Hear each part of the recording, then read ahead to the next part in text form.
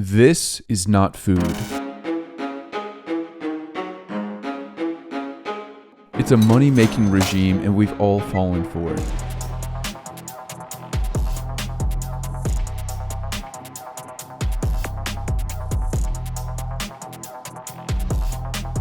Fast food got its start in America in the early 1920s, with the first fast food chain starting to change the way we look at food. In the 1950s, ultra-processed food products became widely popularized in American homes. And now Kid Cuisine's making their well-balanced meals better than ever. How much processed food Americans eat.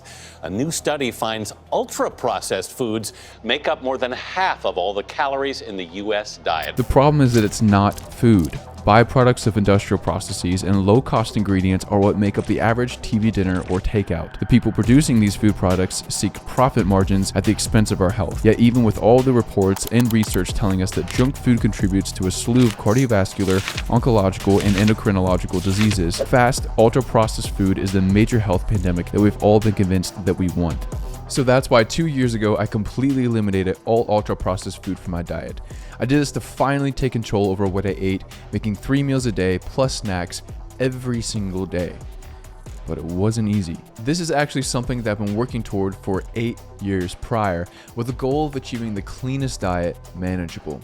It's safe to say that those first 8 years played a crucial role in making these last 2 years possible. It's my hope that what I have to share with you now about those first 8 years can help you take control over your diet.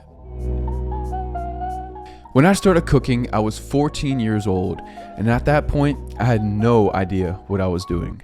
What the hell is even that? But that didn't really matter, because everything that I would need to know, I would soon learn. The one thing that mattered to me at that point was that I ate as clean as possible, as I believed it would help me be healthier and live longer. Big thinking for someone so young. So I had my reason, my purpose, my why, but I was missing something crucial. How do I know what is and what isn't healthy? I started with the ingredients labels on prepackaged ultra-processed foods, flavored chips, cereals, TV dinners, you name it. I scoured the labels on every junk food item that I could find in my house. And I was searching for ingredients that I didn't recognize, such as hydrogenated oils, high fructose corn syrup, monodiglycerides, artificial colors, flavorings, and preservatives. Anything I came across, I whipped out my brand new iPod Touch 4th generation and gave a little Safari search.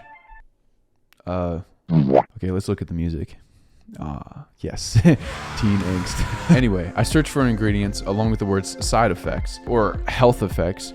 If I found any food additive to have or be expected to have any effect on health, I wrote it down on a list, and I avoided eating anything with any amount of those ingredients. Of course, all of this change was met with some serious resistance from friends, family, and even myself. Bro, we've been eating like this all our lives. Why change now? It's not that big of a deal. Here we go. But as it turns out, it was a big deal.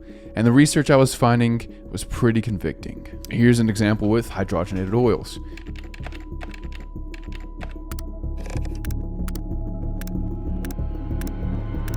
More on that in another video.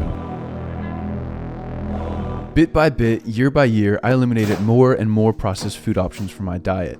Peanut butter Captain Crunch, gone. Cheez-Its, gone. Those little sausage biscuit things that come in a tiny little plastic bag in the freezer aisle, yeah, those things, love them, denied. Wasn't having them.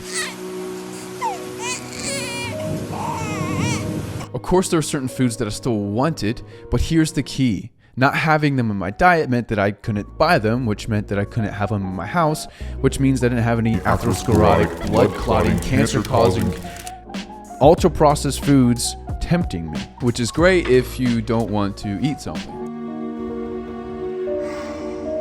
On top of having good reasons not to eat something, it helps not having it around. Yeah, good luck on the cookouts, Pucko. But here's the thing. All this elimination left holes in my diet. Holes that I needed to fill. And as the years went on, my list of bad things got even longer and longer.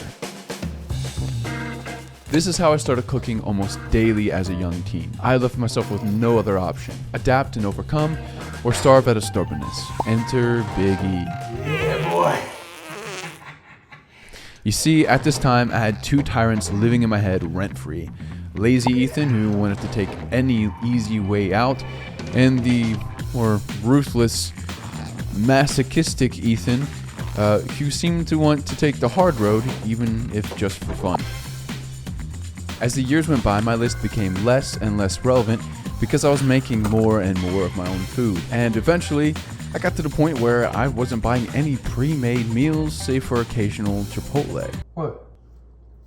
You see, that's one of the biggest lessons that I learned. My 10-year diet transformation, up to the last 2 years or so, saw so much growth and success due to one key reason. I decided to ignore my inner tyrants. Wait, what? You see, what I set out to do was to eat as clean as I possibly could, and quitting cold turkey would have been completely impossible for 14-year-old me for a few main reasons. 1, I couldn't cook. 2, I didn't know what all to avoid. And 3, I didn't have any money. Likewise, allowing myself cheat meals or cheat days to lighten the load would have been the equivalent of shitting in the toilet while in the middle of cleaning it. I'm not going to show that. The solution was just to stick to my purpose and chew at it bit by bit. Looking back, how this bit by bit approach actually worked was me just playing out these 3 core principles over and over again on repeat. First, start by having a solid why, which forms the foundation, the basis for everything else that will come. You then create a necessity for acting on that why. Then you have to adapt and overcome in order to meet your why and to meet your needs that you created. And once you overcome, what you do is you learn, and that learning further informs your why, which then continues to lead you to create more necessity, and the cycle continues. Now, that was really the first 8 years of my diet transformation journey. The last 2 years of that 10-year block of time has been me eating 100% clean, 100% from scratch, making food every day in my kitchen. And I learned a different set of skills doing that, which can save me time and money in the kitchen. I'll have a video about that posted here soon, so stick around, subscribe, check that out.